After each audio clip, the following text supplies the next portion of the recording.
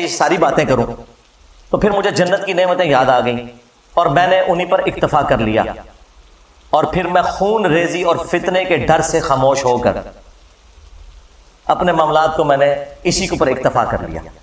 وہ حدیث کا راوی کہتا ہے کہ عبداللہ بن عمر نے خاموش ہو کر اپنی جان بھی بچا لی اور اپنی عزت بھی بچا لی۔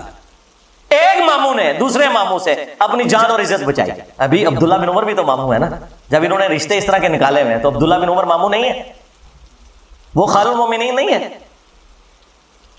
تو وہ کہتے ہیں کہ عبداللہ بن عمر نے اپنی جان بھی بچا لی اور عزت بھی بچا لی، یعنی اس وقت کیسی کیٹاسٹرافک کنڈیشن تھی کہ لوگوں کو اپنی جان سے بھی ہاتھ دھونا پڑتا تھا۔ تو سرکار لوگ کہتے ہیں کہ بھئی سارے حسین ابن علی کی طرح کیوں نہیں اکٹھے ہو گئے، اپنے بال بچوں کے ساتھ کیوں نہیں سامنے آ گئے؟ ایسا ہو نہیں سکتا میرے بھائی، یہ تو جن کا یعنی گھرانہ اتنا عالی ہے کہ جنہیں یہ پتا ہے کہ ہمارا کسی چیز کو ایکسیپٹ کرنا، اس کو دین کا حصہ بنا دینا ہے، انہوں نے سامنے آنا تھا نا، باقی لوگوں نے کہاں سے آنا تھا؟ پھر سورہ مریم میں جو آیت ہے، اللہ تعالیٰ نے انبیاء اکرام علیہ السلام کا ذکر کر کے فرمایا کہ جب انبیاء اکرام دنیا سے چلے جاتے تھے نا، فَخَلَفَ مِن بَعْدِهِمْ خَلْفٌ، تو ان کے جانے کے بعد ایسے ناخلف لوگ جانشین ہوتے تھے، اضاعوا الصلاۃ، جو نمازوں کو ضائع کرتے تھے، واتبعوا الشہوات، اور وہ شہوات کی پیروی کرتے تھے، فَسَوْفَ يَلْقَوْنَ غَيًّا، ان قریب یہ اپنے انجام کو پہنچ جائیں گے۔ اللہ تعالیٰ نے کہا کہ انبیاء جب بھی دنیا سے جاتے تھے، ان کے جانے کے بعد ناخلف لوگ ان کے جانشین بن جایا کرتے تھے، یعنی کچھ عرصہ گزرنے کے بعد ان قریب یہ اپنی اس گمراہی کی سزا کو پا لیں گے۔ یہ جو سورہ مریم کی آیت ہے نا، یہ سیم فٹنگ ہوئی نبی الاسلام کے کیس میں، اور اس کی ایکسپلینیشن میں وہ صحیح مسلم کی مشہور حدیث ہے جو آپ کو سمجھ نہیں آ سکتی تھی جب تک آپ کو کربلا سمجھ نہ آئے، کہ نبی الاسلام نے فرمایا کہ جب کبھی بھی اللہ نے کسی پیغمبر کو مجھ سے پہلے بھیجا نا، تو اس کے جانسار ساتھی حواری ہوا کرتے تھے، وہ حواری بڑے پیشن کے ساتھ اس کی دعوت کو آگے لے کے چلتے تھے، اور جب وہ مخلص لوگ رخصت ہو جاتے تھے نا، تو پھر ایسے ناخلف لوگ اس مسند پہ آگے بیٹھ جاتے تھے جو زبان سے وہ کہتے تھے جو کرتے نہیں تھے،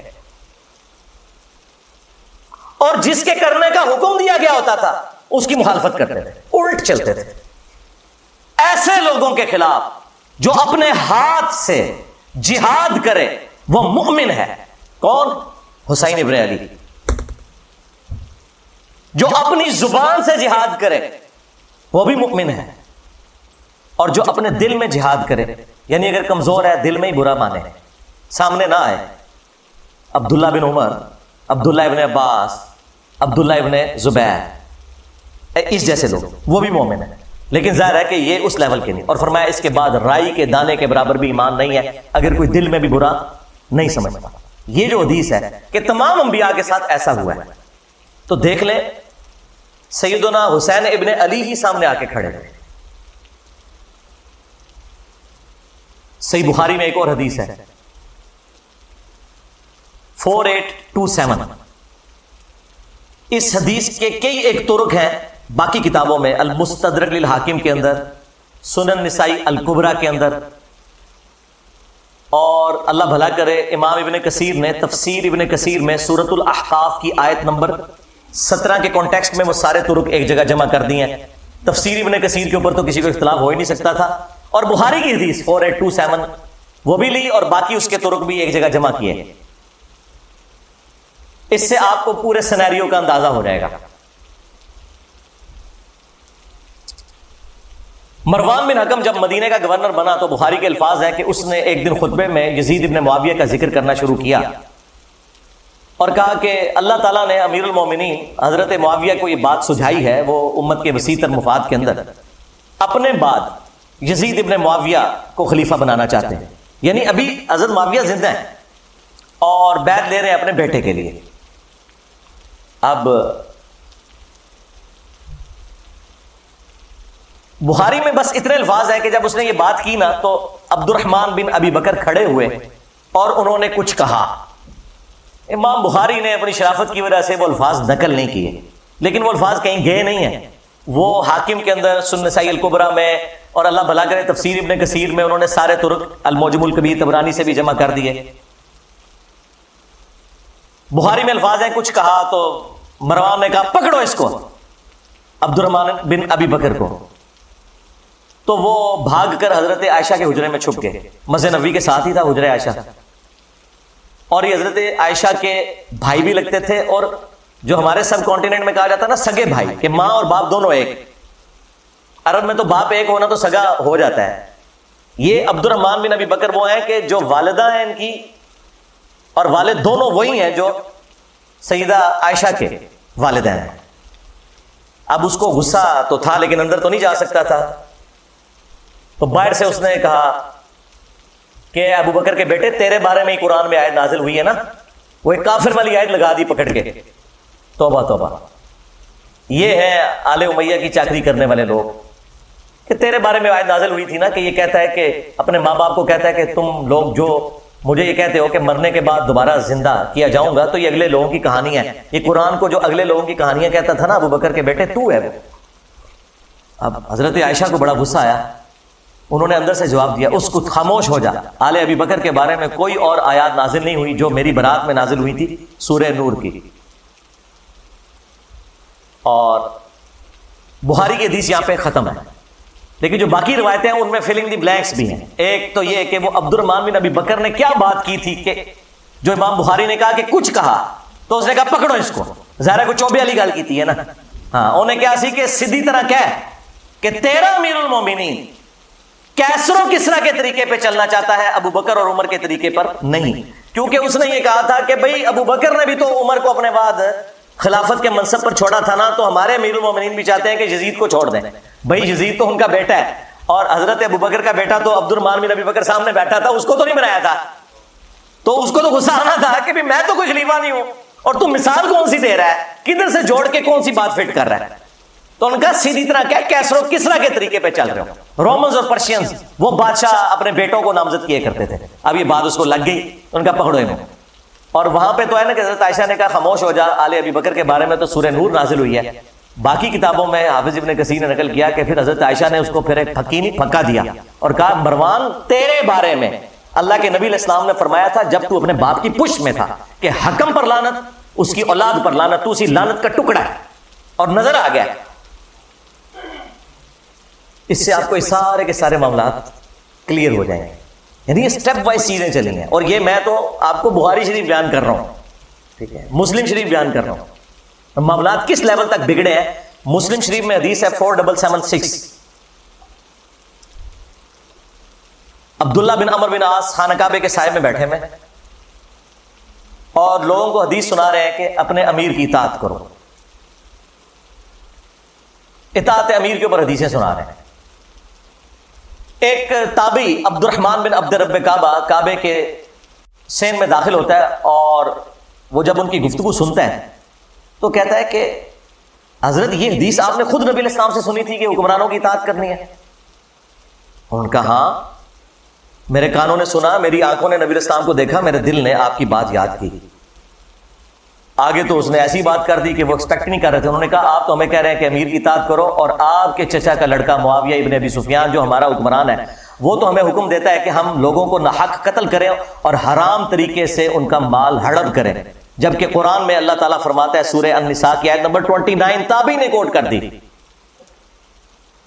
کہ ایک دوسرے کا مال ناحق طریقے سے ہڑپ مت کرو اور ایک دوسرے کو قتل نہ کرو. اب آپ ہمیں بتائیں کہ ہم اللہ کی بات مانیں یا اپنے حکمران کی بات مانیں, معاویہ بن ابی سفیان کی. اب عبداللہ بن عمر بن عاص تھوڑی دیر کے لیے خاموش ہو گئے, پھر انہیں سر اٹھا کر کہا کہ آندھا سے انجینئر کو نہیں دیکھنا. یہ نہیں کہا, میں جوک کے طور پہ کہہ رہا ہوں. انہوں نے کہا کہ معاویہ کی اطاعت کرو ان کاموں میں جس میں تمہیں اللہ کے مطابق چلائے, اور جس میں وہ اللہ کی نافرمانی کا تمہیں کہے تم اس کی نافرمانی کرو. یہی ایٹیچیوڈ ہونا چاہیے. یعنی یہ آپ کو دور حکومت کے اندر جو ایک معاملات ہے نا وہ بھی اندازہ ہونا شروع ہو گیا کہ کس لیول کے اوپر معاملات بگڑ چکے ہوئے تھے. پھر صلح حسن کے حوالے سے بھی باتیں کرتے ہیں, وہ بھی آپ میرے اس میں ہی پڑھ لیجئے گا, میری ویڈیوز بھی ریکارڈ ہیں. کربلا کے بعد کون سی صلح حسن رہ گئی. حسن ابن علی نے اس لیے صلح کی تھی کہ آپ انہیں زہر دے دیتے المصنف ابن ابی شیبہ میں موجود ہے، زہر دیا گیا. اور ابو داؤد میں تو اتنی رکت انگیز حدیث ہے کہ پھر دربار شام میں اس چیز کی خوشی منائی گئی. ہاں ظاہر ہے جب آپ غم نہ کریں تو اسے خوشی منانا ہی کہا جائے گا نا. الٹا کوئی غم کی بات کر رہا ہے آپ اسے ٹوک دیں. مقدام بن مادی کر بیٹھے ہوئے ہیں، یہ حدیث مسند احمد میں بھی ہے اور سنن ابی داؤد میں بھی. شیخ زبیلی زئی اور شیخ ناصر الدین البانی دونوں نے اس حدیث کو ٹھیک کہا ہے. مقدام بن مادی کر بیٹھے ہوئے ہیں امیر شام کے دربار میں، اور اتنے میں خبر پہنچتی ہے کہ حسن ابن علی شہید ہو گئے. تو مقدام بن مادی کر پڑھتے ہیں انا للہ و انا الیہ راجعون. ظاہر ہے عام مسلمان کی موت پہ بھی آپ نے یہی پڑھنا ہے. تو اب امام داؤد نے کہا کہ قال رجل، ایک مرد نے کہا. وہ کس مرد نے کہا؟ وہ مسند احمد میں ہے. قال معاویہ، معاویہ نے کہا تم حسن کے مرنے کو مصیبت سمجھتے ہو؟ اللہ. جب شاہ صاحب یہ بات کر رہے ہو تو شاہ کے وفادار تو ایک ہاتھ آگے جائیں گے. وہاں ایک چمچا بیٹھا تھا امیر شام کا، اس نے کہا حسن تو ایک آگ کا انگارہ تھا جسے اللہ نے بجھا دیا. نعوذ باللہ. اس جملے کا مطلب آپ سمجھتے ہیں کیا ہے؟ یعنی حسن کے ساتھ ظاہر ہے یہ ایک پیس ٹریٹی اور صلح حسن ہوئی تھی، کچھ شرائط تھیں، تو آگ کا انگارہ اس لیے تھا کہ کسی بھی وقت ان شرائط کے ٹوٹنے کے اوپر حسن قیام کر سکتے ہیں، جو ان سے ہم نے وعدہ خلافیاں بھی کی ہیں اتنی زیادہ، سوائے ایک خمس ملتا تھا، باقی تو کوئی بھی شرط پہ عمل نہیں ہوا. تو حسن آگ کا ایک انگارہ تھا جسے اللہ نے بجھا دیا. اب یہ بات حضرت مقدام بن مادی کرب نے جب سنی تو انہیں تو لگ گئی آگ. انہوں نے کہا کہ معاویہ تم نے مجھ سے ایسی بات کی ہے جس سے مجھے تکلیف ہوئی ہے. اللہ کی قسم میں اس وقت تک یہاں سے نہیں اٹھوں گا جب تک تمہیں بھی اسی طرح تکلیف نہ دوں. اور معاویہ اگر میں سچ بولوں تو میری تصدیق کرنا، اور اگر جھوٹ بولوں تو کہہ دینا کہ میں جھوٹ بول رہا ہوں. پھر انہوں نے کہا کہ اے معاویہ کیا اللہ کے نبی علیہ السلام نے یہ نہیں فرمایا تھا کہ چیتوں اور درندوں کی کھالیں ان کو پہننے ان کو اوڑھنے سے کیا اللہ کے نبی علیہ السلام نے منع نہیں فرمایا تھا؟ کیا اللہ کے نبی صلی اللہ علیہ وآلہ وسلم نے سونے چاندی کے جو برتن ہیں ان کو استعمال کرنے سے منع نہیں فرمایا تھا؟ اب وہ جو حرمت والی چیزیں وہ گنواتے چلے گئے اور حضرت معاویہ تصدیق کرتے چلے گئے، اور اینڈ پہ بتا انہوں نے کیا بولا؟ ان کا یہ سارے حرام کام تیرے گھر میں ہونے ہیں. ٹھیک ہے، یعنی تیرے اپنے گھر کی حالت یہ ہے اور تو حسن بن علی کے بارے میں بات کر رہا ہے. اور پھر انہوں نے ایک جملہ بولا کہ میں حسن کی موت کو مصیبت کیوں نہ جانوں کہ اللہ کے نبی علیہ السلام اپنے زانوں پر ایک طرف حسن ابن علی کو بٹھاتے تھے، دوسری طرف حسین ابن علی کو، اور کہتے تھے حسن مجھ سے ہے، حسین علی سے ہے. اب یہ ساری کی ساری عزت افزائی انورٹڈ کاماز میں جب کروائی میرے شام نے، تو انہوں نے کہا مقدام مجھے پتا تھا میں باتوں میں تم سے نہیں جیت سکتا. اور پھر انہوں نے کہا کہ لاؤ مال و دولت مقدام کو بھی دو، ان کے ساتھیوں کو بھی دو. تو مقدام کو جو انہوں نے گفٹ دیے وہ وہی انہوں نے غریب لوگوں میں ادھر ہی تقسیم کر دیے. بعد میں پھر امیر شام نے پوچھا کہ وہ گفٹس کا کیا بنا، تو انہوں نے کہا کہ مقدام نے تو سب کچھ یہیں پہ تقسیم کر دیا. تو انہوں نے پھر ان کی تعریف کی کہ ہاں مقدام تو پھر مقدام ہے. یعنی وہی جو حکمرانی کی مجبوریاں ہیں جڑی ہوئی وہ مجبور کرتی ہیں. کہاں بنو عباس نے شیعان علی کو استعمال کیا بنو امیہ کو الٹنے کے لیے، اور جب حاکم بنے تو بنو امیہ سے بھی زیادہ مظالم کرنے شروع کر دیے. کیوں؟ یہ بس ایک کرسی کا تقاضا تھا، یہ جس کے نیچے جاتی ہے نا اس کے اندر وہ ساری خرابیاں پیدا ہونا شروع ہو جاتی ہیں.